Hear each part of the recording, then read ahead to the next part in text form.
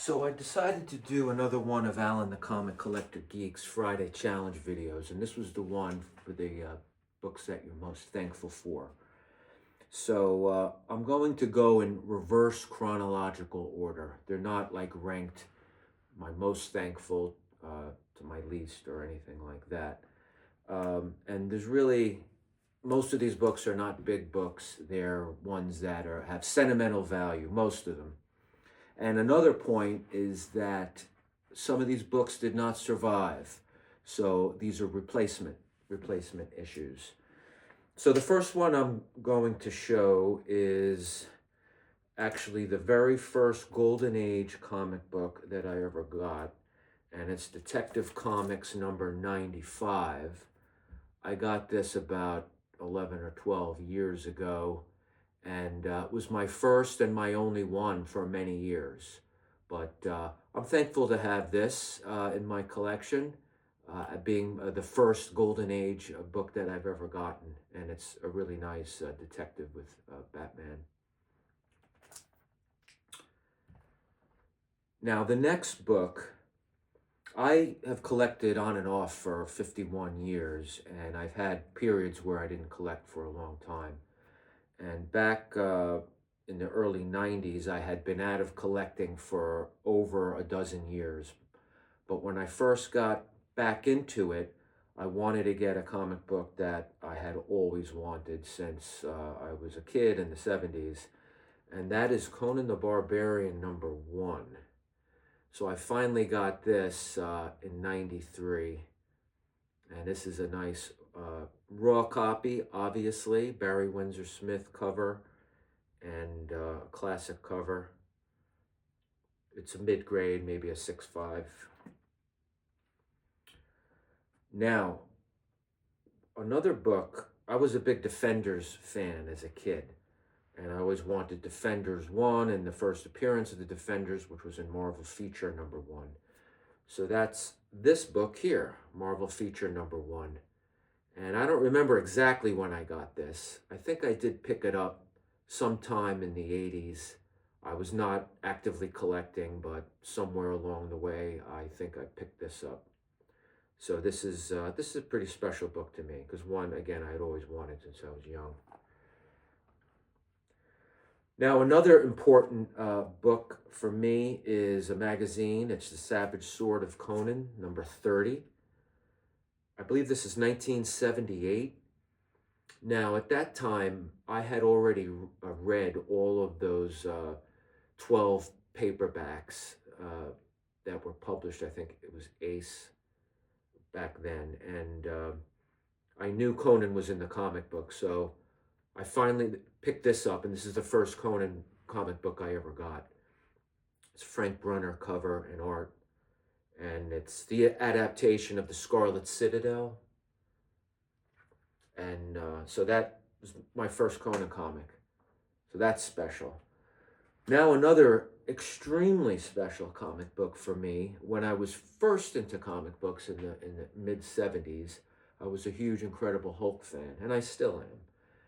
And after collecting that title for a few years, I finally picked this up at a convention.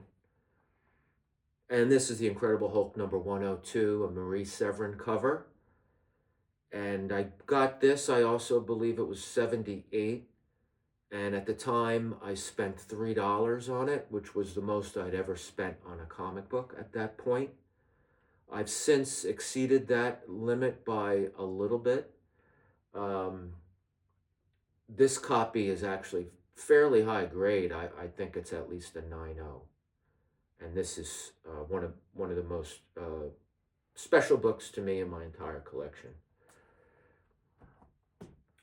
Now we're going a little further back, and it was I was only into collecting about a year and a half. I was 10 years old. It was Christmas 1975, and under the tree for myself and a copy for my brother was this incredible work, which is the origins of Marvel Comics. And I completely lost my mind when I got this. And anyone who's not too familiar with this, It contains like issue ones and first appearances of the big Marvel characters. So, you know, Fantastic Four, Spider-Man, Hulk, Avengers, X-Men, things like that. And if it isn't exactly those ones, then they appeared in Sons of Origins of Marvel Comics, which came out like a year later or something like that. But this is still the original copy that I received then, and this is like another very, very precious book for me. Now, if we go back, it would have been a year prior to that in the holiday season. I remember at the time, it was 1974, came out very close to Thanksgiving of that year. And this was a Marvel Treasury edition that came out. It's called The Giant Superhero Holiday Grab Bag.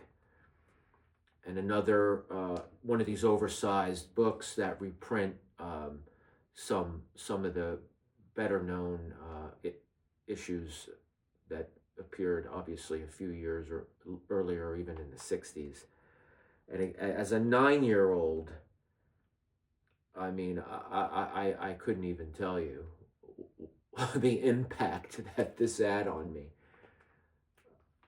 Again, completely lost my mind for this.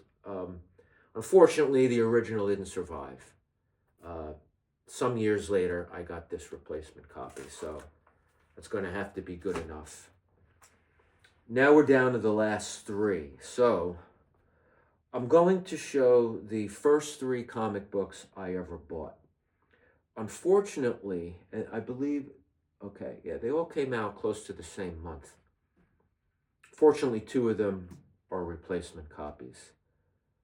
So number 3 is Thor number 229. And my original did not survive. So again, some years later, I purchased this. This is high grade. This is at least a 9.4, I would say. And so it's special to me, being one of the very early comic books that I ever got. Now, the second comic book I ever bought in my life is a Defenders issue. And wow, this one is very special to me because this is the actual comic book I bought off the stands in the summer of '74. And this is the Defenders number 16. So again, just some random issue, but it's again very sentimental and special for me because it's the second comic book I ever bought. I actually did buy a second copy just to have a high grade. So I'm not showing that right now, but I do have one raw that is at least a 9.4, just to have it. Now, a comic book that has haunted me my entire life. And I'm not going to go into that story in this video because it would be too long and probably boring for most.